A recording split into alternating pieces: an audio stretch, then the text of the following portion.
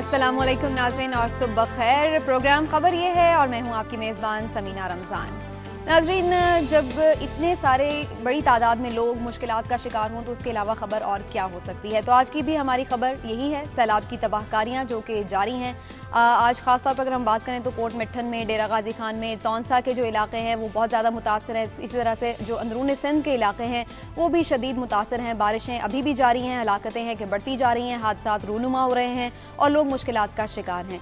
मिज़री तो हम देख रहे हैं, जो परेशानी है लोगों की वो तो हम देख रहे हैं, तकलीफ भी देख रहे हैं, लेकिन उस तकलीफ को दूर करने के लिए क्या हो रहा है आज इस पर बात करेंगे। आज इस पर बात करेंगे कि जो दर्द हम टेलीविजन स्क्रीन पर दिखा रहे हैं, देख रहे हैं, उसको दूर करने के लिए कुछ हो रहा है या नहीं, और ये भी कि कौन उसको उनका हाथ थामने के लिए कौन आगे बढ़ रहा है। ये तो हमारा टॉपिक रहेगा जिस पर हम बात करेंगे, लेकिन इसके साथ साथ आज एक लिहाज से और भी अहम दिन है और वो है कि आज 9/11 की तारीख है, जो कि यकीनी तौर पर बहुत अहम है पूरी दुनिया के लिए। और आज जो हमारा सवाल है वो इसी तारीख के हवाले से है, वो ये कि 9/11 के बाद जो पाकिस्तान में बर्पा होने वाली जंग है उससे निजात कैसे मुमकिन है। ये हमारा आज का सवाल है। इसके जवाब के लिए आप हमें SMS कर सकते हैं, आप बराह रास्त हमारे प्रोग्राम में शिरकत करके भी जवाब दे सकते हैं और इसके साथ साथ आप हमें ईमेल भी कर सकते हैं। इसके लिए जो हमारे नंबर्स हैं, एड्रेसेस हैं, वो अभी आपकी टेलीविजन स्क्रीन पर सामने आ जाएंगे। तो दोबारा से अपने टॉपिक की तरफ आते हैं और इसके साथ साथ मेहमानों से भी आपका तारुफ करवा देते हैं। हमारे साथ मौजूद हैं सईद काजी साहब, किसी तारुफ के मोहताज नहीं हैं, सीनियर तज्ज़ियाकार हैं, और इसके साथ साथ हमारे साथ मौजूद हैं समी इब्राहिम साहब, आप भी किसी तारुफ के मोहताज नहीं हैं, मारूफ तज्ज़ियाकार हैं। इनसे हम आज के टॉपिक पर बात करेंगे और कुछ बहुत ही अहम स्टोरीज़ होती हैं, ये लोग भी लेकर आते हैं और उन पर रोशनी डालते हैं, तो वो भी जानेंगे कि इनके पास क्या स्टोरी हैं। तो पहले आज मैं आपकी इजाज़त से समी इब्राहिम साहब को पहले पूछूंगी कि इनके पास आज क्या स्टोरीज़ है। समीना, मेरे पास आज, क्योंकि आपने जिक्र किया 9/11 अहम दिन है, पूरी दुनिया इसके बाद एक जंग की लपेट में आई, तो इस पर देखेंगे कि 11 साल के 9/11 ये वाक़या तो कई साल पहले हुआ था, अब उसके बाद हम कहाँ पर खड़े हैं। इसके अलावा आज कायद आज़म के हवाले से भी उनका भी दिन है, तो ये देखेंगे कि जो कायद का पाकिस्तान है वो कहाँ हम लोग पहुँचे हैं और क्या हमने हासिल किया और क्या हमने खोया। इसके अलावा एक आज इंटरव्यू छपा है डॉक्टर शकील अफरीदी, जिन पर यह इल्ज़ाम था कि ओसामा बिन लादेन जो 9/11 के मरकज़ी किरदार थे उनको अंजाम तक पहुंचाने में उनका बड़ा रोल है।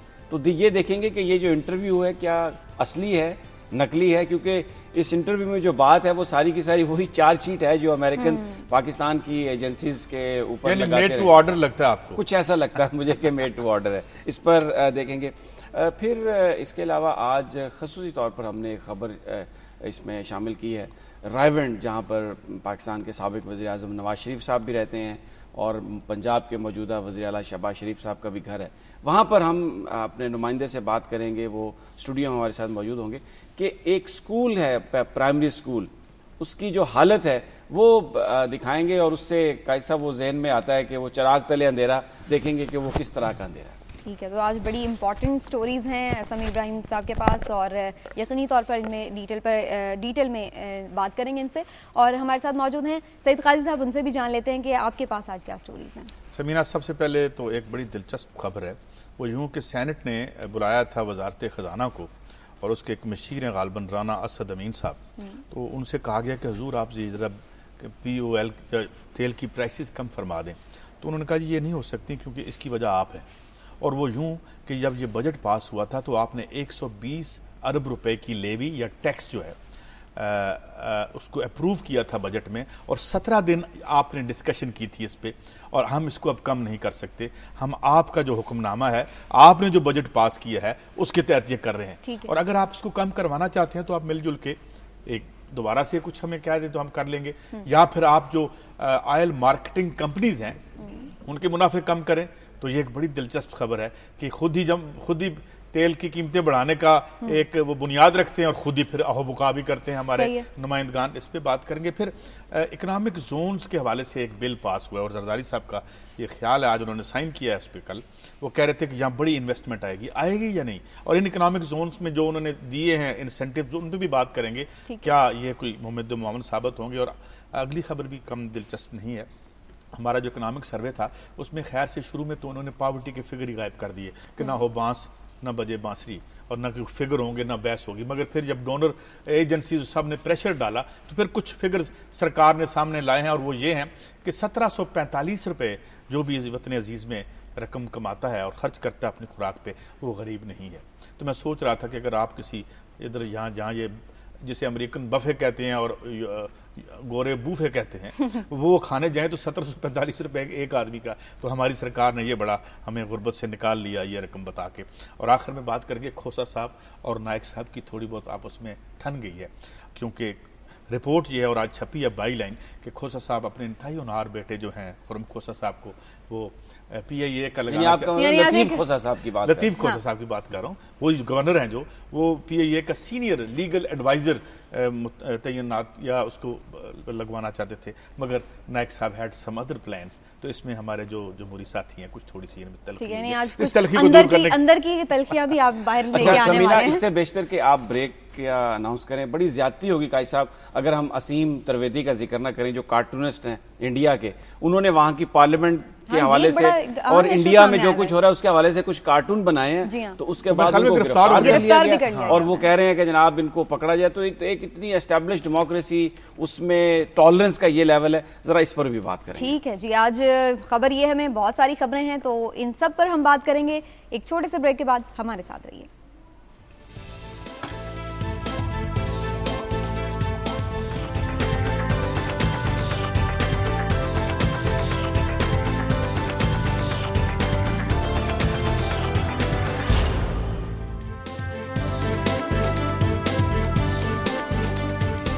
ویلکم بیک ناظرین. سیلاب کی تباہ کاریاں جاری ہیں اور بارشیں بھی جاری ہیں, لیکن کیا ریلیف اور ریسکیو آپریشن جاری ہے؟ آج اس پر ہم فوکس کریں گے اور بات کریں گے ہم سعید قاضی صاحب سے اور ان سے جانیں گے کہ ان کو کیا لگتا ہے کہ کیا ہونا چاہیے, کس نوعیت کی ہنگامی جو حالت ہے وہ نافذ کرنی چاہیے تاکہ یہ معاملات جو ہیں وہ فوری طور پر لوگوں کے لیے ریسکیو اور ریلیف آپریشن شروع ہو سکے. قاضی صاحب آپ سمجھتے ہیں کہ جو سپیڈ ہونی چاہیے تھی ہمارا ہمیشہ ان ایڈیکویٹ ریسپانس ہوتا ہے جب بھی نیچرل ڈیزاسٹر آیا. We are always caught unaware جسے کہتے ہیں. اچھا زلزلے کا تو معاملہ یہ ہے کہ کسی کو علم نہیں ہوتا, مگر یہ جو مونسون ہے اس کی پریڈکشن بھی ہوتی ہیں, ہمیں پتہ ہے اس نے ہر سال آنا ہے, مگر ہم کوئی انفراسٹرکچر ڈیولپ نہیں کر سکتے. ہم جو ہے ان پانیوں کو, میں جیسے کل عرض کر رہا تھا کہ یہ پانی ایک انتہائی قیمتی اور بیش قیمت اثاثہ ہے. اگر اسے استعمال ہم درست کر سکیں تو اس سے ہم کیا کیا نہیں کر سکتے. اور پانی کا کتنا کرائسس. ابھی جب یہ سیلاب گزر جائیں گے تو پھر سندھ اور پنجاب لڑ رہے ہوں گے کہ جی پانی, میرا پانی سندھ کھا گیا, میرا پانی پنجاب کھا گیا, پھر ہم پانی کی کمی کا رونا رو رہے ہوتے ہیں. تو ہم اب جو فطرت پہ اس زمین پہ انسان کا جو سفر ہے وہ فطرت کی تسخیر کا سفر ہے. اس نے انسان کو گلوب ایسے ہی نہیں ملا تھا, یہ اسکائی اسکریپرز پہلے بنے ہوئے نہیں تھے, ڈیم اس نے آ کے بنائے تھے. مگر وہ کیسے بناتا ہے؟ وہ ہے کہ جب ایک سماج ہے, ایک خاندان کی طرح ہوتا ہے تو وہ اپنے وسائل کو کیسے استعمال کرتا ہے. ہر سال یہی ہوتا ہے. ابھی میں کیا دیکھ رہا تھا, گاڑیاں لوگوں کی ڈوبی ہوئی ہیں, وہ تو شاید کسی کی ہوگی وہاں پہ. میں ڈی جی خان کی تصویریں دیکھ رہا تھا ابھی, اور کوئی نمائندے بھی ہمارے ساتھ ہوں گے تو ہم ان سے پوچھیں گے. پیٹیاں لوگ جو ہیں وہ بہ رہی ہیں اور اس میں ایک روٹین بنا دیا ہے ہم نے اس مزری کو.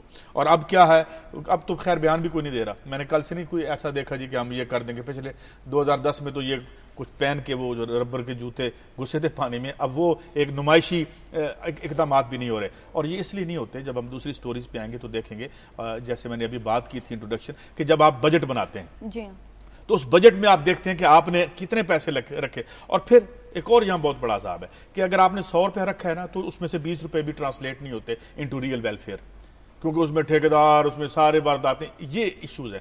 اور پھر ذرا سی بارش ہو, گرمی آتی ہے تو پتہ چلتا ہے جی گرمی سے اتنے لوگ مر گئے. ذرا سی موسم کی شدت ہوتی ہے تو ہمارے انفراسٹرکچر ایکسپوز ہو جاتے ہیں. ٹھیک. اور جو 62 برسوں سے ہمارے گناہ ہیں, یہ گناہ ہی میں کہوں گا کہ ذرا سا موسم سامنے آ جاتے ہیں, ذرا سی بارش ہوتی ہے تو لاہور کا انفراسٹرکچر جو ہے ابھی کھڑا ہے پانی. اب اس کا اگلا جو مرحلہ لاہور میں, جو سمی صاحب کل بات ہم شاید آف دی ریکارڈ کر رہے تھے, یعنی آف دی اسکرین کر رہے تھے, کہ جی یہ پانی جو ہے اب اس کو اگر ہم اٹھا کے غائب نہیں کرتے تو پھر ڈینگی ہوگا. تو یہ ساری جو چیزیں ہیں جو وہ اس لیے ہیں کہ نہیں ہے ہمارا ایمفیسس ان مسائل کو دور کرنا. سمینہ دیکھیں اگر کوئی نمائندہ ہمارا اگر لائن پر ہے جی کوشش بالکل ہم کر رہے ہیں کہ ہم جو لیٹسٹ سچویشن ہے وہ جان سکیں. خاص طور پر آپ کو پتا ہے کوٹ مٹھن بہت زیادہ متاثر ہوا ہے, ڈی جی خان کو تو آفت زدہ قرار دے دیا گیا ہے, انٹیریئر سندھ بھی بہت پرابلم میں ہے. تو ہم کوشش کریں کہ خاص طور پر جو وہاں کے ہمارے کورسپونڈنٹ ہیں ان سے ہم بات کر سکیں. بہرحال جیسے ہی کوئی لائن اپ ہوتا ہے ہم اس پہ ان کی طرف جائیں گے. لیکن جو بات ابھی قاضی صاحب کہہ رہے تھے وہی سمیع ابراہیم صاحب آپ سے بات کرنا چاہوں گے. آپ سمجھتے ہیں کہ جو حکومتی اقدامات ہیں وہ کافی؟ نہیں یہ دیکھیں ایک اس کو اگر کوئی بھی جو بات ہے اس کے کانٹیکسٹ میں آپ دیکھیں, کسی بھی ملک میں جب سیلاب آتا ہے تو ان کے جو سسٹم ہوتے ہیں, ڈرینیج سسٹم یا جو نکاسی آب کے ہیں, وہ کوئی ان تمام اس چیز کو کیٹر کرنے کے لیے کافی نہیں ہوتے. اس میں پرابلمز آتی ہیں, ڈیولپڈ ممالک میں بھی آتی ہیں. لیکن ہوتا کیا ہے کہ اس چیز کو نقصانات کو کم کرنے کے لیے ان کے ارلی بھی ہم ذکر کر رہے تھے, ارلی وارننگ سسٹم ہوتے ہیں, پھر وہ ویریس ان کے ڈکلیریشنز ہوتے ہیں. مثلا ہمارے ہاں تو یہ بات ہے کہ جی ایمرجنسی ڈکلیئر کر دی, اس کا کوئی مطلب نہیں ہوتا. لیکن پوری دنیا میں جب ایمرجنسی ڈکلیئر کی جاتی ہے, اگر وفاقی حکومت کرتی ہے, تو اس کا مطلب یہ ہے کہ جو وفاق کے سارے ریسورسز ہیں وہ اب موبلائز ہو جائیں گے اور اس جگہ پر پہنچ جائیں گے. جو وفاقی ادارے ہیں, جو یہ اس طرح صوبہ ڈکلیئر جب کرتا ہے تو جو صوبائی ادارے ہیں تو وہ مل کر اس جو سچویشن ہے سٹیٹمنٹ ضرور آتی کہ چھٹیاں منسوخ ہو اس کو وہ جی اس کو حل کرنے کی کوشش کرتے ہیں. اب نہیں, چھٹیاں منسوخ کرنا ظاہر ہے آپ کو بندوں کی ضرورت ہوتی ہے. مسئلہ یہاں پر یہ ہے کہ اگر آپ چھٹی منسوخ بھی کر دیں, جو ریسکیو کرنے والے ادارے ہیں اس وقت جب آپ اس وقت پہنچیں گے جب پانی 10-10, 9-9 فٹ پہنچ گیا تو وہ کیا لوگوں کی زندگیوں کو بچائیں گے؟ یہ کام پہلے شروع کرنے کا ہے. جب محکمہ موسمیات آپ کو یہ بتاتا ہے یہ بارش ہونے والی ہے, یہ بادل اب پہنچنے والے ہیں, تو پھر آپ ان علاقوں کو کلیئر کرتے ہیں, ان علاقوں میں کیمپس بناتے ہیں, ان علاقوں میں آپ ادویات پہلے پہنچاتے ہیں, کیونکہ آپ کو پتا ہوتا ہے کہ یہ جو ہمارا رابطہ ہے وہ منقطع ہو سکتا ہے. ہمارے ہاں وہ چیز اس لیے نہیں ہے کہ اس وقت جو پریورٹیز ہیں ہمارے, چاہے وہ بیوروکریٹس ہیں چاہے ہمارے حکمران ہیں, وہ یا اپنے منافع میں لگے ہوئے ہیں یا اپنی سیاست میں لگے ہوئے ہیں. جو اصل ہے لوگوں کو ریلیف پہنچانے کا, لوگوں کی مزری کام ختم کرنے کا معاملہ, وہ نہ اس وقت ایڈمنسٹریشن کی پریورٹی ہے. ہمارے پاس ایک نمائندے ہیں ہمارے ساتھ موجود ہیں کوٹ مٹھن سے, تو لیٹسٹ سچویشن ہم جان لیتے ہیں. غلام اکبر صاحب ہمارے نمائندے ہیں, ان سے بات کرتے ہیں. غلام اکبر, آپ کو اگر میری آواز آ رہی ہے تو کوٹ مٹھن کی ذرا لیٹسٹ سچویشن بھی بتائیے کہ اس وقت کیا صورتحال ہے پانی کی, اور کیا یہاں پر انتظامیہ نظر آ رہی ہے؟ اس وقت عمر کوٹ شہر کے نزدیک جو ہے قادرہ کنال میں مختلف جگہ پہ شگاف پڑے ہوئے ہیں, جس سے پانی جو ہے تیزی سے رجحان شہر اور عمر کوٹ شہر کی طرف بڑھ رہا ہے. اور ابھی تک انتظامیہ کی طرف سے کوئی خاص پیش رفت نہیں ہوئی ہے. لوگوں نے اپنی مدد آپ کے تحت شگاف کو پر کرنے کی کوشش کر رہے ہیں. نہیں, شگاف کو پر کرنے کی کوشش کریں, ان کے پاس تو وہ آلات یا مشینری یا وہ وسائل تو نہیں ہوں گے نا لوگوں کے پاس؟ کوئی وسائل نہیں ہے. کسیوں سے اور بیلچوں سے اور درختوں کی شاخیں کاٹ کے وہ اس کو پر کرنے کی کوشش کر رہے ہیں. تو یہ بتائیے کہ انتظامیہ جو ہے وہ یہ آئی نہیں, بالکل کوئی بندہ بھی نہیں ہے وہاں پر مدد کرنے کے لیے؟ کوئی بندہ نہیں ہے, صرف ایک ایم پی ہے, مقامی ایم پی ہے, اس حلقے کے ایم پی ہے عاطف مزاری, وہ موجود ہے رات سے. اور انتظامیہ کی طرف سے ابھی تک کوئی نہیں ہے. رات کو صرف ڈی سی صاحب نے ایک چکر لگایا, اس کے بعد ابھی تک جو ہے نا انہوں نے نہ تو کوئی مشینری بھیجی ہے اور نہ ہی کوئی جو ہے نا انہوں نے ان لوگوں کی, ابھی تک لوگ جو ہے نا پھنسے ہوئے ہیں پانی کے اندر بھی پھنسے ہوئے ہیں. غلام یہ بھی بتائیے, غلام اکبر یہ بھی بتائیے کہ کوئی آس پاس کوئی کیمپس وغیرہ بنائے گئے ہیں, کوئی میڈیکل کیمپ بنایا گیا ہے, کچھ کوئی انتظام؟ کوئی میڈیکل کیمپ نہیں ہے, کچھ نہیں ہے. لوگ جو ہے نا سڑکوں کے کنارے پڑے ہوئے ہیں.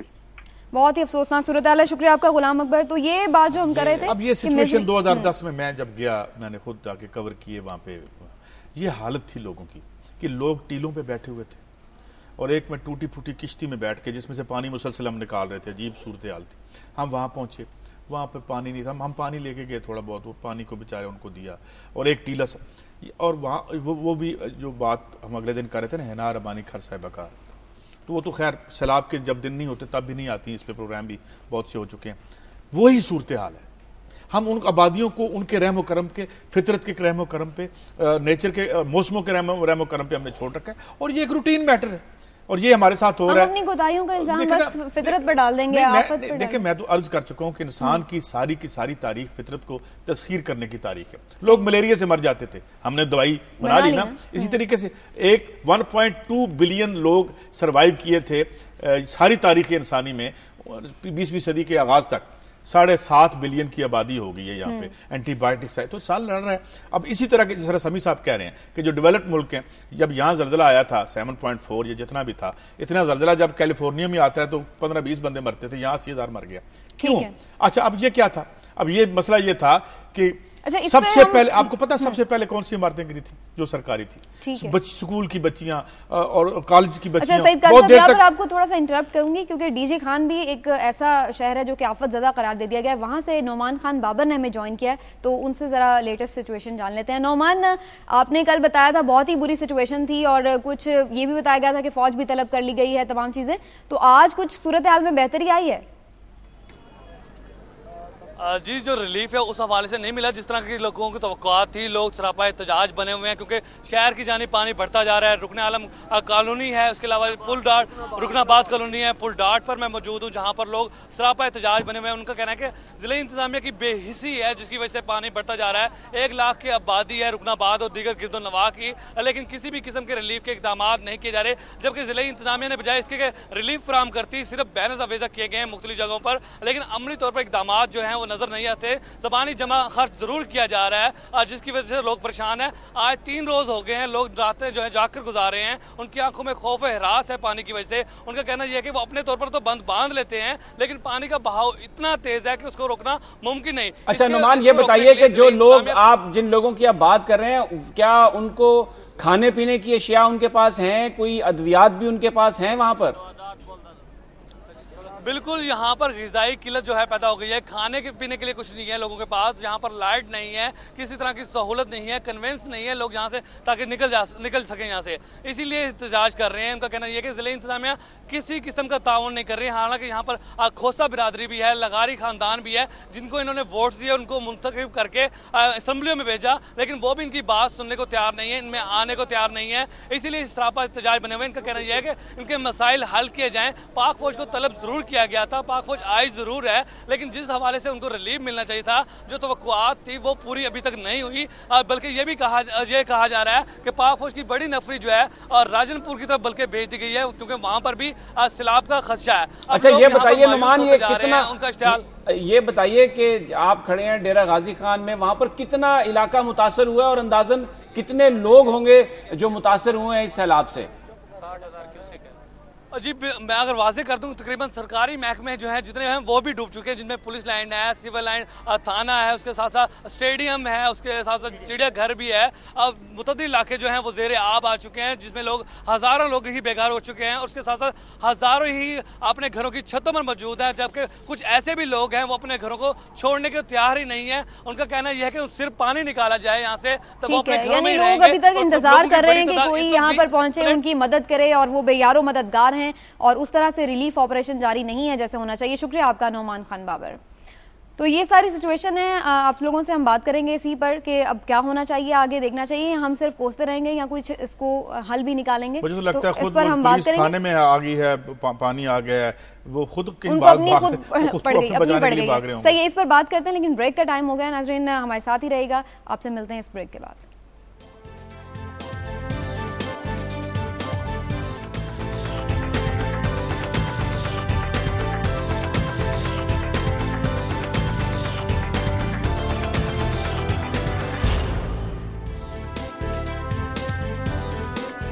Welcome back. एक कॉलर हमारे साथ लाइन पर मौजूद हैं, उन्हीं से पहले बात कर लेते हैं। मिसेस जावेद साहिबा मौजूद हैं लाहौर से।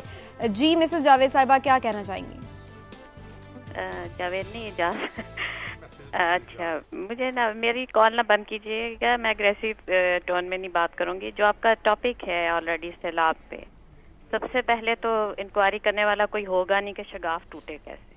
ठीक है, ये बारिशों से और सैलाबी रेले से तबाही नहीं हुई है, ये नियतों से तबाही हुई है। आई डोंट नो कि पिछली दफा सुना गया था कि बड़े बड़े लोगों ने शगाफ डाल के अपनी जमीनें बचाई और इस तरह शहरों को तबाह किया। तो अल्लाह की तरफ से ही होता है, वो भेज देता, फिर शैतान तो डालता ही है ना, जो भी है। नंबर 2, खुदा के वास्ते कायदे आजम किधर गए इस मुल्क से? हाँ, क्या वो बना के पाकिस्तान अगर अल्लाह ताला ने छीन लिए उनको हमारे से, तो भूल गए 9/11 एंड कृष्णा साहिब आ गए, सारा लाहौर सारा पाकिस्तान फरार है, दाता दरबार। और शर्म करो खुदा के वास्ते। और یہ ہم قصہ خانی بازار ختم ہو گئے ہیں پاکستان سے. آئی ایم سوری ٹو سی. یہ دونوں حضرات جو ہیں بڑے قابل عزت ہیں, میں ان کو بڑی عزت سے سنتی ہوں اور ہیں, لیکن پلیز میں آپ کو نہیں کہہ رہی دونوں کو, نہ میں کسی جرنلسٹ کو نہ میڈیا کو کہہ رہی ہوں. قصہ خانی بازار ٹی وی میں آ کے لگ گئے ہیں خدا کے قسم. اور عوام کا تو یہ حال ہونا ہے جنہوں نے ان کو بٹھانا ہے. یہ عذاب ہم پہ نازل رہنا ہے. پاکستان بن گیا جہنم, رشوت دینے والا بھی اور لینے والا بھی جہنمی, اوپر سے لے کے بادشاہ سے لے کے فقیر تک سب سسٹم ہمارا ٹھیک ہے. شکریہ آپ کا بہت, آپ نے کال کیا. اور ایک اور کالر ہمارے ساتھ موجود ہیں جی, امجد صاحب موجود ہیں امریکہ سے, ان سے بھی بات کر لیتے ہیں. جی امجد صاحب, آپ کیا کہنا چاہیں گے؟ امجد صاحب آپ موجود ہیں؟ غالباً ہماری کال ڈراپ ہو گئی ہے امجد صاحب کی, ان سے بھی ورنہ بات کرتے. کافی غصہ ہے عوام میں اور انہوں نے اپنے تحفظات کا اظہار کیا. بہرحال وہ ان کی سوچ ہے. آپ کیا کہتے ہیں؟ انہوں نے کرپشن کا ذکر کیا اور بالکل انہوں نے قائد اعظم کا ذکر کیا کہ قائد نے, اور اس وقت جو ہمارے فور فادرز ہیں انہوں نے جب یہ اس ملک کو بنایا تھا تو مقصد تھا کہ یہاں پر ایک باعزت زندگی گزار سکیں, لوگوں کو روزگار کے مواقع مل سکیں. تو نہ باعزت زندگی ہے نہ کوئی روزگار کے مواقع ہیں. یہ آپ دیکھ رہے تھے ہمارے نمائندوں کی رپورٹس کہ وہاں پر سینکڑوں لوگ کھڑے ہوئے ہیں, ہزاروں لوگ کھڑے ہوئے ہیں اور کوئی ان کی بات سننے والا نہیں. تو جہاں تک انہوں نے اس بات کی نشاندہی کی وہ میرا خیال ہے وہ صحیح ہے, ان کی جو بات ہے اور ہونا بھی چاہیے. اسی کی ریلیٹڈ میں چلتا ہوں اپنی ایک خبر کی جانب, جو انہوں نے بات کہی کہ کیا ہم کر رہے ہیں قائد کے پاکستان میں. رائیونڈ سے ہمارے نمائندے داؤد صاحب اس کی تفصیل دیں گے. تھوڑا سا آپ کو بتا دوں کہ تعلیم کے لیے بڑی کوششیں کر رہے ہیں چیف منسٹر صاحب پنجاب کے, دانش اسکول بھی بنا رہے ہیں, لیکن ان کے اپنے علاقے میں رائیونڈ میں ایک پرائمری اسکول ہے, اس کی جو حالت ہے وہ داؤد صاحب سے پوچھتے ہیں. وہ بھی ہمارے ساتھ موجود ہیں. داؤد صاحب ہمارے ساتھ موجود ہیں, ان سے جانتے ہیں. داؤد, آپ نے تو وزٹ بھی کیا ہے, کیا وہاں پر تعلیم کی سہولیات ہیں, کیسے اسکول ہیں, کچھ ایکسپلین کریں ذرا. جی میں بتاتا چلوں کہ یہ جو اسکول ہے جو ہم دکھا رہے ہیں یہ 1985 میں قائم ہوا ہے اور یہ مسجد مکتب اسکول تھا. تقریباً 25-26 سال پرانا یہ اسکول ہے. 2-2.5 سال قبل مسجد کی انتظامیہ نے اس اسکول کو ختم کر دیا. انہوں نے کہا جی کہ آپ یہاں ہم نے بچیوں کا مدرسہ بنانا ہے, آپ اس کو کہیں اور شفٹ کر لیں. 2 سال یہ اسکول موبائل چلتا رہا. پھر گاؤں والوں نے, شہر والوں نے ان کو یہ جگہ دی اور اپنی مدد کے تحت یہ اسکول قائم کیا گیا. اس سے پہلے بھی میڈیا پہ خبریں آئیں اور اس کو کچھ ڈیسک وغیرہ دنیا نیوز کی وساطت سے ہی ملے, اور اس کے بعد اب اس کی یہ حالت ہے, اوپر سے بارشیں پڑ رہی ہیں اور اس کی ساری چھتیں ٹوٹی ہوئی ہیں. بالکل ایسے لگ رہا ہے بچے جب پڑھنے آتے ہیں تو والدین اتنے پریشان ہوتے ہیں کہ ہمارے بچوں کو کوئی پرابلم نہ آ جائے, کوئی حادثہ نہ پیش آ جائے. ٹیچر بھی پریشان ہیں. اور میں بتاتا چلوں کہ چند دن پہلے پچھلے ماہ وزیر اعلیٰ پنجاب میاں شہباز شریف صاحب رائیونڈ آئے اور انہوں نے وہاں وزٹ کیا تو ٹینٹ آفس میں بیٹھ کے انہوں نے محکمہ تعلیم کے لوگوں نے خود ساختہ یہ بتا دیا جی رائیونڈ میں تعلیم کا معیار بہت اچھا ہے اور یہاں بڑی اچھی ادارے قائم ہیں. شہباز شریف صاحب نے ان کو مبارکباد دی, سیکرٹری صاحب کو, سیکرٹری تعلیم کو, کہ جناب آپ کو مبارک ہو, رائیونڈ کے ادارے تو بہت اچھے ہیں. لیکن صرف ان سے 500 فٹ کے فاصلے پر یہ اسکول ہے جہاں نہ چھتیں صحیح ہیں, نہ بیٹھنے کے لیے ڈیسک ہیں, اور جو غریب بچے ہیں وہ نیچے بیٹھ کے پڑھ رہے ہیں. کسی وقت بھی کوئی بڑا حادثہ ہو سکتا ہے. ٹھیک ہے, شکریہ آپ کا. بیسیکلی جو قائد صاحب ہم نے جو یہ خبر اٹھائی ہے نا, نارملی ہوتا یہ ہے کہ تمام میڈیا اور حکام وہاں پر اس وقت پہنچتے ہیں جب کوئی چھت گر چکی ہوتی ہے, جب اموات ہو چکی ہوتی ہیں. یہ اسکول رائیونڈ میں ہے جس کی آپ چھتوں کی حالت دیکھیں, اس کے اندر جو بچوں کے بیٹھنے کا وہ سلسلہ, وہ انتظام دیکھیں. خدا نہ خواستہ اگر کوئی طوفان زیادہ آئے, بارش زیادہ ہے, جس طرح بھی چھتیں اس کی کوئی بھی سانحہ ہو سکتا ہے, تو یہ ہم ہائی لائٹ کرنا, یہ چارے چراغ تلے اندھیرا. میں عرض کر دوں, چھت اچانک کبھی نہیں گرتی. وہ پل اس دن اچانک نہیں گرا تھا جس دن ایک ٹرک ڈرائیور مر گیا تھا اور جسے ہم نے مورد الزام ٹھہرا دیا تھا. وہ چھت اس دن گرنا شروع ہو گیا تھا جس دن اس میں حصے بکھرے ہوئے تھے اس ٹھیکے میں. جب بھی, میں ایک اسپیسیفک بات نہیں کر رہا, میں جنرل بات کر رہا ہوں کہ جب آپ 2 نمبر مسالہ لگاتے ہیں تو چھت اس لمحے گرنا شروع ہو جاتی ہے. اس کے گرنے کا عمل مکمل ہوتا ہے اس دن جس دن بچے نیچے آ کے مر جاتے ہیں یا کوئی بیچارہ نیچے سے گزرنے والا مر جاتا ہے. تو یہ ہم نے دکھایا اس لیے. یہ دیکھیں جو آپ بات اچھا, اس میں تھوڑا سا آپ کو ریلیٹڈ فگر بھی ایک دے دوں. قائد صاحب, اس وقت جو پاکستان ہے, جو ہمارے ناخواندہ بچوں کا اگر اس میں جائزہ لیا جائے نا, مقابلہ کیا جائے, تو پاکستان پوری دنیا میں دوسرے نمبر پہ ہے. ہمارے بچے کم تعلیم یافتہ ہیں, بلکہ تعلیم یافتہ ہیں ہی نہیں. تقریباً 2.5 کروڑ بچے پاکستان میں ایسے ہیں جو اسکول سے جنہیں ہم ڈراپ آؤٹس ہیں, جن کو وہ نہیں, اور 30,000 اسکول بتائے جا رہے ہیں پاکستان میں ایسے ہیں جو کاغذوں پر موجود ہیں, ان کے عملے کی تنخواہیں بھی جا رہی ہیں, لیکن وہ اسکول موجود نہیں ہیں. اور وہ سارے کا سارا پیسہ جو ہے چند بڑے افراد ہڑپ کر رہے ہیں. تو پنجاب کے چیف منسٹر نے بڑے کام کیے ہیں, اس میں انہوں نے لیپ ٹاپ بھی دیے اسٹوڈنٹس کو, اچھی اسکیم ہے. دانش اسکول ایک کنٹروورشل ہے, لیکن چلیں پھر بھی ایک منصوبہ ایسا ہے جس میں اسکول بن رہے ہیں. میں اس ساری فوٹیج دکھانے کا مقصد صرف یہ تھا کہ ہم یہ توجہ ان کی دلا سکیں کہ اپنی پرائیورٹیز کو ٹھیک کر کے جو پرائمری اسکول جس میں عام غریبوں کے بچے پڑھتے ہیں, اگر کچھ رقم ان پہ لگ جائے اور اس وقت سے پہلے لگ جائے جب کوئی حادثہ رونما نہ ہو, تو اس سے بہت سارے بچوں کی جان. اب ون بائی ون میرے خیال آپ لوگوں کی سٹوری کی طرف آتے ہیں. یہ اسی سے ریلیٹ بھی کر دیتا ہوں. بڑی دلچسپ صورتحال پیدا ہوئی جب وزارت خزانہ کے مشیر جو ہیں رانا غالباً اسد امین صاحب, وہ تشریف انہیں بلایا گیا سینٹ میں کی اسٹینڈنگ کمیٹی کے سامنے کہ جناب یہ آپ نے پیٹرول کی قیمتوں میں کیوں اضافہ کر دیا. تو انہوں نے کہا جناب آپ کی وجہ سے ہی کیا. جو پچھلا بجٹ تھا اس میں آپ نے 120 ارب روپے کے ٹیکسز جو ہیں اس پر اپروو کیے ہیں. 17 دن بجٹ ڈاکیومنٹ آپ کے سامنے پڑا رہا, آپ میں سے کسی نے کوئی اعتراض نہیں کیا, اور آپ نے ہی 16% اس پہ GST جو ہے وہ لگایا ہے. اور اگر ہم اس کی قیمت کم کرتے ہیں تو ہمارا جو بجٹ کا خسارہ ہے وہ 0.4% بڑھ جائے گا. اور اگر آپ نے اس کو کم کرنا ہے تو آپ OMC جو آئل مارکیٹنگ کمپنیز ہیں یا آگے جو ڈیلرز ہیں ان کے کمیشنز آپ کم فرما دیں. میں نے اس خبر کو کیوں چوز کیا, وہ اس لیے کہ ہم اکثر اس پہ بحث بھی کرتے رہتے ہیں. آپ ان لوگوں کو تو ٹیکس لگاتے نہیں ہیں جو بلینئرز ہیں یہاں پہ, جن کے پاس جو 1%, یہاں بھی وہی 1% ہے جس کی, اور وہ ریاست کو چلانے کے تمام اخراجات آپ GST کے ذریعے, آپ یوٹیلیٹی کی قیمتوں کے ذریعے آگے پاس آن کر دیتے ہیں. کوئی ملک ایسا نہیں ہے جو اپنے لوگوں کو یا جو محروم طبقات ہیں ان کو سبسڈیز نہیں دیتا. مگر یہاں کیا معاملہ ہے کہ یہاں پاس آن کر دو, پھر ایک خیرات کی تقسیم شروع کر دو کہ ہم نے 1000 پلی دے دیا, یہ بے نظیر انکم سپورٹ پروگرام ہے. تذلیل کرو ایک انسان کی, اس کو خیرات پہ ہی لگا دو. تو یہ, اور پھر یہ ہو از ریسپانسبل.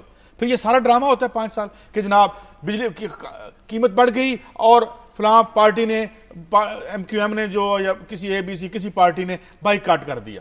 تو بائیکاٹ کو ہم آپ کو کیا کریں بھائی, یا کسی بھی پارٹی کا PMLN کے بائیکاٹ کو, کتنی کوئی فائدہ نہیں. PMLN ہر آدمی ڈیگرز ڈران ایٹ ایچ ادر. مگر جس دن بجٹ ڈاکیومنٹ پاس ہوتا ہے اس دن سارے اکٹھے ہوتے ہیں, اس دن ان کے اپنے طبقے کا مسئلہ ہوتا ہے. یہ وہ ان لوگوں کو ہٹ نہیں کر سکتے جن سے یہ بلانگ کرتے ہیں. دس از دی کرائسس, یہ ہے کرائسس, اور بڑے اچھے طریقے سے. اچھا اب اگر مجھے آپ اس میں اجازت دینا, یہ آپ نے بڑا اس کو اچھا ہائی لائٹ کیا, لیکن یہ کرائسس ایک اور پہلو کی جانب بھی اشارہ کرتا ہے. وہ یہ ہے کہ جس وقت بجٹ پاس ہوتا ہے ہمارے بہت سارے اراکین اسمبلی ایسے ہیں وہ پارٹی لائنز پر ووٹ دیتے ہیں, اور ان کو یہ پتہ ہی نہیں ہوتا کہ جو شکیں جس پر وہ ووٹ دے رہے ہیں ان کا عوام کی زندگیوں پہ کیا اثر انداز وہ ہو سکتی ہیں. یہ جو میں ہمیشہ اس پروگرام میں بات کرتا ہوں نا لوگوں کو کہ وہ اس میں سٹیک ہولڈر بنے, اب یہ ان کے جو نمائندے انہوں نے چن کے بھیجے ہیں وہ اتنے اہل ہی نہیں تھے, وہ ان کے اندر اتنا نالج ہی نہیں تھا کہ وہ بجٹ کے اس ڈاکومنٹ کو اس وقت سمجھ سکیں, اور انہوں نے پارٹی لائن پر ووٹ دیا. اب الیکشن کا دور دورہ ہے, تو یہ جو اس وقت یہ جو قیمتیں ہم پیٹرولیم پہ 30 روپے دے رہے ہیں, اگر لوگ نااہلی کے دیکھیں, وہ جو نااہل لوگ وہاں پر پہنچے, اس میں یہ ٹھیک ہے کہ الیکشن رزلٹ میں رد و بدل بھی کیا جاتا ہے, لیکن اس میں بڑی وجہ یہ ہے کہ ہمارے لوگ ووٹ دیکھنے سے پہلے سوچتے نہیں ہیں. کالر کو ایک سیکنڈ میں یہ بات عرض کرنا چاہتا ہوں کہ لوگ سوچتے نہیں ہیں, لوگ ذات کی بنیاد پر, برادری کی بنیاد پر, پارٹی کی بنیاد پر ووٹ دیتے ہیں. اگر خدا کے لیے وہ پرفارمنس کی بنیاد پر ووٹ دیں. آپ ایک دفعہ کے الیکشن میں جتنے نمائندے ہیں ایک نیک لوگوں کی لسٹ جاری کر دیجئے گا سمیع ابراہیم صاحب, اور غریب لوگوں کو جس کو ہم پھر ہر چیز کی تذلیل کا نشانہ آپ ان کو بنا رہے ہیں, آپ ایک لسٹ جاری کیجئے گا, یہ نیک اور پاک اور ہم نے اچھے لوگ کھڑے کر دیے ہیں, اب آپ ان کو ووٹ دیں. نہیں, اب یہ دونوں طرف سے سرمایہ دار کھڑے ہوتے ہیں, دونوں طرف سے ایک طبقے کے لوگ کھڑے ہوتے ہیں. یا آپ الیکٹرل سسٹم ایسا بنائیں کہ جس آدمی کی 20 روپے 1745 روپے جو کمانے والا نان غریب ہے وہ الیکشن میں کھڑا ہو سکے. جب آپ کروڑ پتیوں کے درمیان, ایک منٹ, جب آپ کروڑ پتیوں کے درمیان میوزیکل چیئر کھیل رہے ہیں, کروڑ پتیوں کی میوزیکل چیئر نہیں کھیل رہے, غریب آدمی سے ہٹ گیا. 3-4 خاندان ہیں یہاں پہ, 3-4 خاندان ہیں, سب سے بڑے انڈسٹریلسٹ ہیں, وہی پارٹیوں کے اوپر بیٹھے ہیں, وہی اپنی مرضی کا ٹکٹ دیتے ہیں, اور وہی اسی فائنانس کے ذریعے الیکشن کو کنٹرول کرتے ہیں, اور یہ کہتے ہیں نہیں غریب آدمی کا قصور ہے. نہیں, یہ بات ویری کرول. نہیں, یہ آپ جو ہے نا لوگوں کو ان کے رائٹس نہ بتا کے اور یہ اس طرح کا نقشہ کھینچ کر آپ ان امیر لوگوں کی مدد کر رہے ہیں, آپ ان امیر لوگوں کی مدد کر رہے ہیں. آپ جب نمائندے ہیں, آپ کے تو تحفظ میں آپ تلوار سونت کے بیٹھے ہوئے ہیں. میں یہ کہتا ہوں کہ جب تک یہ الیکٹرل لاز ہیں, جب تک 5 سے 7 کروڑ روپے الیکشن کے لیے چاہیے, یہی لوگ آئیں گے, میں لکھ کے دے دوں. الیکشن ریفارمز ہو چکی ہیں. اب اس وقت امریکہ میں کوئی غریب آدمی ہے, امریکہ سب سے بڑی ڈیموکریسی ہے, انڈین جو ہے دوسری ڈیموکریسی ہے. نہیں, اب لمیٹڈ کر دیا بجٹ, الیکشن کے جو اخراجات ہیں اس کا بجٹ لمٹ چھوڑیں. وہاں پہ جو ہے بلینر تھا اوباما, कभी कोई गरीब आदमी किसने कहा बिलियनर है? गलत बयान कर 3.4 मिलियन की उसकी बिलियनर नहीं है, गलत बयान मिलियनर कह रहा हूं मैं, मिलियनर कह रहा हूं। अच्छा, और दूसरी बात यह है कि जिस अंदाज में वो जहां उसने अपनी तालीम मुकम्मल की, जिस गुर्बत से वो उठ के आया, और अभी मैं आपको ये पता कल हम बात कर रहे थे, एक तंदूर वाला बच्चा फर्स्ट आ गया, स्कूल बंद कर दे, तंदूर लगा दे, ये लॉजिक दे रहे हैं लोग। नहीं, मैं लॉजिक एक आदमी नीचे से ऊपर आके अमीरों में शामिल होकर सदर बन गया, लिहाजा सारे गरीब बन सकते हैं। बिल्कुल, क्या अगर जिसमें अहलियत है वो आगे जा सकता है, और लोग गए हैं। अब ये आपको मिसाल देते हैं, जब ये सारे एका कर लेते हैं, ये एका कर लेते हैं बनाते हुए अपना, जब बजट बनाते हैं और हम कहते हैं अवाम का कसूर है, कैसा ये ऊपर सौदा करते हैं, हम अवाम को गोली पहले हम उन्हें कुचलते हैं इन इक़दामात के जरिए, फिर हम टीवी पे बैठ के कहते हैं ओए थोड़ा आपका कसूर है, आपके साथ यही होना चाहिए था। ये हमने बात कर लेते हैं, कॉलर से बात कर लेते हैं। अब ये डन हो गए हैं, जरा मैं अगर इजाजत दे दे मैं कॉलर बड़ी देर से लाइन पर हैं, उनसे बात कर लेते हैं, फिर आप लोगों की तरफ आते हैं। जी बाबर साहब मौजूद हैं फैसलाबाद से। बाबर साहब क्या कहना चाह रहे हैं आप? वालेकुम अस्सलाम। मैं समी साहब और काजी साहब का शुक्रिया अदा करना चाहता हूँ कि जो अवाम की प्रॉब्लम को हाईलाइट करते हैं आप लोग, और उसका आप इसे हाईलाइट करने से कोई सोल्यूशन भी दें अवाम को। साहब आप अमेरिका में रहे हो, ठीक है जी, मैं भी जाता रहा हूँ अमेरिका, इंग्लैंड में रहा हूँ, बहुत अरसा मैंने वहाँ पे स्पेंड किया है, और यहाँ पे जो पॉलिसी आपकी बनती है जी को ये कोई पता ही नहीं चलता कौन है, ये लोग क्या करते हैं, ये स्कूल बिल्डिंग देख के बंदे को खौफ आ रहा है। आज वो आपने हाईलाइट की है, ठीक है, कल यहाँ पे आपको खबर मिलेगी बच्चे बड़े हुए हैं, उसका कौन रिस्पॉन्सिबल है? और यहाँ पे हर बच्चे की ये ख्वाहिश होती है मैं डॉक्टर बनूं, इंजीनियर बनूं। मैंने बाहर लोगों से पूछा, गोरियों से पूछा पकड़ने के, आप क्या चाहते हो आपके बच्चे बने? उन्होंने कहा जी हम चाहते हैं कि फायर फाइटर बने, रेस्क्यूअर बने। और यहाँ पे हर बच्चा, हर माँ बाप, मेरा बच्चा डॉक्टर हो, मेरा बच्चा इंजीनियर हो, इन्हें जरा बताएं कि मुल्क में और भी बहुत सारे काम है, और सब हजारों फील्ड हैं। आपकी कॉल करने का बहुत शुक्रिया। और एक कॉलर और है, उनकी भी लाइन लेने, फिर आपकी तरफ आते हैं। जावेद साहब है लाहौर से। जी जावेद साहब। अस्सलाम वालेकुम जी। समी साहब, अभी आपने ये रायवेंड का स्कूल दिखाया है, तो इस तरह के आपको मैं कई स्कूल बता सकता हूँ जो मैंने देखे हुए हैं। हमारे एरिया में कॉम्प्रिहेंसिव स्कूल है जो यूनिसेफ ने बना के दिया था, मैंने वहां से मैट्रिक किया। अब उसकी हालत देख ले, जो आपने स्कूल दिखाया उससे भी बदतर है उसकी हालत। लाहौर के अंदर जो यूईटी की बैक साइड पे वो स्कूल है, शहर में है, और इस तरह के कई स्कूल मैंने देखे हैं जो हालत उससे भी बदतर है उनकी। तो दानिश स्कूल बनाने का क्या फायदा कि आपके जो पुराने स्कूल है उनको बेहतर किया जा सकता है। अच्छा, इसमें जावेद साहब आपसे ये भी रिक्वेस्ट हम करेंगे कि अगर आपके पास ऐसी कोई फुटेज है या कोई आप ऐसी चीज के बारे में निशानदेही करना चाहते हैं तो आप खबर@duniatv.tv पर हमें ईमेल कर दें डिटेल्स के साथ, तो हम पूरी कोशिश करेंगे कि उसको हम लेके आए। जी बिल्कुल, आपकी तरफ आएंगे, लेकिन पहले सभी साहब को मौका देंगे। आप जब 0.86% बजट का तालीम पे खर्च करेंगे तो फिर आपकी छतों के नीचे बच्चे आएंगे। जब आप बैठ के लेजिस्लेशन नहीं करेंगे, जब एक मुल्क का जब आप मीज़ानिया साल का बनाते हैं, हमारे नुमाइंदे जब बैठ के वहाँ बनाते हैं, तो जब वो तालीम के लिए एक 4, 5 या 6% जो है वो GDP का खर्च नहीं करते तो नहीं होगा। अब मैं आपको एक बात बताऊँ, जुल्फ़कार अली भुट्टो को क्यों नहीं लोग बोलते? डॉक्टर मुबशर हसन ने 43.5% बजट जो है पहली और आखिरी दफ़ा मुख्तस किया था, किसके लिए? तालीम के लिए और सेहत के लिए, और ये आज तक लोगों के दिलों से नहीं निकलता वो, जिसकी वजह हम भी मुफ्त पड़े भाई उस जमाने में, ठीक है। और उसके बाद क्या हुआ, वो वाहिद वजीर खजाना था जो भी इलेक्ट होके आया था, उसके पीछे एक मूवमेंट थी, इसलिए वो इलेक्ट होके आ गए थे, और गरीब जो है उस वक्त पीछे से एक्टिव थे। लेकिन बात क्या हुई, मैं ये कहना चाहता हूँ, वो वाहिद वजीर खजाना था जो किसी IMF और वर्ल्ड बैंक की जो है चिट लेके नहीं आया था। ये है इशू डेमोक्रेसी का, जिस वजह से डिस्क्रेडिट हो रही है। इन्होंने जो बातें की ना, वो बातें बिल्कुल सही, बड़े जज्बात में इन्होंने वो बात कही, मैं उनकी इस बात को डिनाई नहीं करता। लेकिन जैसे अभी कॉलर ने बात की, सलूशन क्या है इसका सलूशन हमें इसी निज़ाम में रह के ढूंढना है ना, या इस निज़ाम को हम तब्दील कर दें। ये जो लोग आते हैं, ये आते, इन्हें हक के हुक्मरानी मिलता, ये जो पॉलिटिशियन है, अवाम के वोटों से ही है।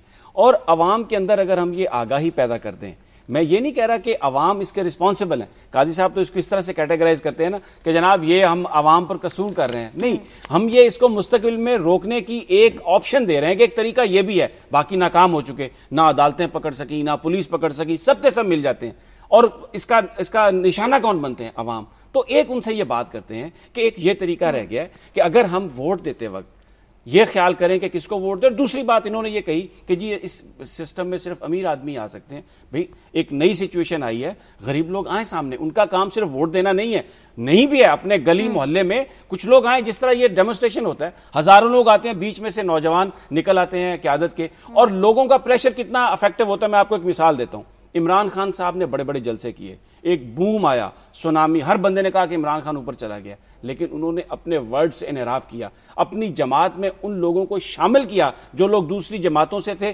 اور اس سٹیٹس کو کے نظام کی وہ کو ریپرزینٹ کرتے تھے. تو آج دیکھیں جا کے عوام کے اندر عمران خان کا جو گراف ہے وہ نیچے آ گیا. یہ ہے عوامی وزڈم. اگر ہر سیاستدان کو یہ میسج, اگر مجھے اجازت ریجنڈر دے دوں, آپ کی بات میں سمجھ گیا, ریجنڈر دے دوں, اس وقت مین سٹریم پالیٹکس میں کوئی ایک آدمی بھی ایسا ہمیں نظر نہیں آ رہا جو لوگوں کو صحیح ریپرزینٹ کرنا چاہ رہا ہو. ایک آدمی بھی, میں مظفر دستی کی بات کرتا ہوں, جمشید دستی غریب آدمی ہے, الیکشن بڑے بڑے لوگوں کو ہرا کے ہر حلقے میں آدمی ہے, نوجوان ہے. میں 350 کے ایوان میں اگر ایک دستی ہے نا تو کوئی دستی نہیں ہے, وہ اسے بھی باہر ایک بندہ, اسے بھی فرق نہیں پڑے گا. میں یہ کہہ رہا ہوں, میں یہ عرض کر رہا ہوں, اس وقت عوام کا کیوں 30-25% سے زیادہ ووٹ نہیں دیتے؟ اس کی وجہ یہ ہے کہ انہیں اپنی ایسپیریشنز کے لیے کوئی بندہ نظر نہیں آتا. بے نظیر کے مرنے کے بعد وہ ایک دفعہ پھر ہوئے, کیا کیا بے نظیر کے وارثوں نے, کیا حشر کر دیا ان کے ساتھ, خود بے نظیر کے ساتھ کیا کیا, چھوڑ دیں. لیکن میں یہ کہہ رہا ہوں, اس وقت پوری گلوب پہ ایک پرابلم ہے, ڈیموکریسی سفر کر رہی ہے کیونکہ لوگوں کو اپنی امنگوں کے مطابق اپنے لیڈر نہیں مل رہے, اور اس میں ٹوٹ پھوٹ ہو رہی ہے. جس طرح میں نے یونان کی بات کی, وہاں ٹوٹ پھوٹ ہو رہی ہے. جس طرح میں نے ساؤتھ افریقہ کی بات کی کہ سپلٹ ہونے والی ہے ANC میں, اور پاکستان میں آ جائیں تو سمی صاحب ANC چاند پہ نہیں ہے. آپ نا نیشن سٹیٹ جو ہے, آپ بھی 20 سال پہلے سے یہاں اس دنیا میں آ جائیں, نیشن سٹیٹ ختم ہو گئی ہے, گلوبلائزڈ ورلڈ ہے, گلوبلائزڈ دنیا ہے.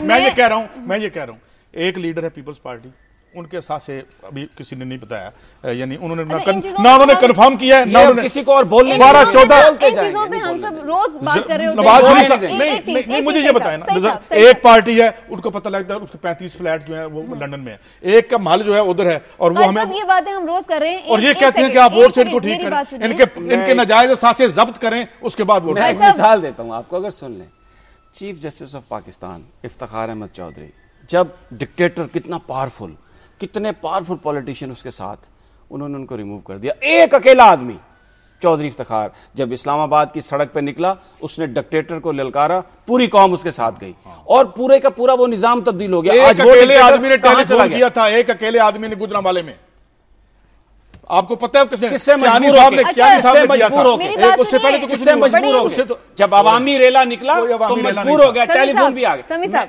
میں یہ کہنا چاہ رہی ہوں کہ یہ وہ تمام چیزیں ہیں جو ہم لوگ روز ڈسکس کرتے ہیں. اب ہم لوگ یہ کہنا چاہ رہے ہیں کہ آج جو ایک بہت ہی امپورٹنٹ سوال بھی ہمارا رہا ہے, اور آپ بھی اس پہ میں چاہ رہی تھی کہ ضرور بات کریں, کہ جو 9/11 کا واقعہ ہوا ہے اس کے بعد ہم لوگ جس مشکل میں پھنسے ہوئے ہیں, ہم نکل نہیں پا رہے ہیں اس وقت کے بعد سے, تو اس پر ہم تھوڑی سی بات کر لیں. میں سمجھ گیا آپ کی بات. 9/11 کے بعد بھی ہم جس مشکل میں پھنسے ہوئے ہیں نا, اس کی وجہ یہ ہے کہ ہمارے جو حکمران تھے انہوں نے عوام سے پوچھے بغیر, سٹیک ہولڈرز کو اعتماد میں لیے بغیر خود فیصلے کیے. جس وقت یہاں پر یہ 2007-8 کے الیکشن سے پہلے جو گورنمنٹ رہی, جس طریقے سے انہوں نے جو امریکہ نے کہا انہوں نے پورا کیا. اب وہ سارے کا سارا جو ایک سسٹم خراب ہوا, وہ آگ آپ کے گھر تک آ گئی. شروع میں ہم کئی دفعہ بیان کر چکے ہیں, یہ پہلے جنگ امریکہ کی تھی, پھر یہ عالمی جنگ ہوئی, پھر یہ ہماری جنگ بن گئی, اب یہ ہے ہی ہماری جنگ, یعنی ہم ہی نقصان, اس میں ہم نے نقصان اٹھایا ہے. تو اس کے لیے ہم بارہا یہ کہہ چکے ہیں کہ یہ جو ایک مذاکرات کا سلسلہ ہے, آپ اپنے لوگوں کو مار کے صرف اس مسئلے کو حل نہیں کر سکتے, بندوق سے حل نہیں ہو سکتا. اور اس کو اب تو امریکہ خود مذاکرات کی بات کر رہا ہے, اب تو امریکہ خود مذاکرات کی بات کر رہا ہے. لاک ہیڈ مارٹن کی جنگ تھی, یہ ہیلی برٹن کی جنگ تھی, جو اسلحہ بناتے ہیں وہی جیتے ہیں یہ جنگ. $2 ٹریلین جو انہوں نے خرچ کیے ہیں نا عراق سے لے کے یہاں تک, یہ ہماری جنگ. اس کو ہماری جنگ ہم نے کیوں بنا لیا؟ اس لیے بنا لیا کہ جتنے ہمارے یہاں کے لیڈر تھے نا, ان کے سٹیکس وہاں تھے. سوئٹزرلینڈ ویسٹ میں ہے, بینک سارے باہر ہیں جدھر ان کے مال پڑے ہوئے ہیں, لہذا whenever they take any decision, ان کے لیے ہم کوئی اہم نہیں ہوتے, ہم انہوں نے ووٹ لینا ہوتا ہے. اسی سے ریلیٹڈ ایک اور بات ہے, وہ اس کا ڈاکٹر شکیل افریدی کا انٹرویو کا حصہ چھپا ہے, آج فاکس نیوز نے کیا انٹرویو, جس میں بڑی, مجھے تو سب سے پہلے میں بڑا لیجیٹیمیٹ, میرا یہ سوال ہے کہ کیا وہ انٹرویو اصلی ہے یا جعلی؟ مجھے وہ انٹرویو جعلی لگتا ہے, کیونکہ اس میں کہا کیا گیا کہ جناب ISI جو ہے وہ امریکہ کو اپنا بدترین دشمن سمجھتی ہے, اور جناب ISI نے جو ہے وہ ٹارچر سیل بنائے ہوئے ہیں, اور حقانی گروپ کی جو پوری فنڈنگ ہے وہ ISI کرتی ہے. یعنی جو چارج شیٹ امریکی CIA اور امریکی انتظامیہ پاکستان کی اسٹیبلشمنٹ پر لگانا چاہتی ہے نا, وہ شکیل افریدی صاحب نے بالکل وہ ان کے منہ میں ڈال کر, تو انہوں نے یہ بتائیں فاکس کا مالک, جس فاکس نے, اس کا مالک کون ہے؟ आपको तो पता ही है कौन है मालिक। देखे जो मालकान, वो जो नहीं वो अदालत में पेश हुए हैं, वहां पे कमेटी के सामने पेश हुए हैं, जो news of the Rupert Murdock जो हैं, उनकी अपनी क्रेडिबिलिटी कोई नहीं है, तो स्टोरी की क्या क्रेडिबिलिटी होगी?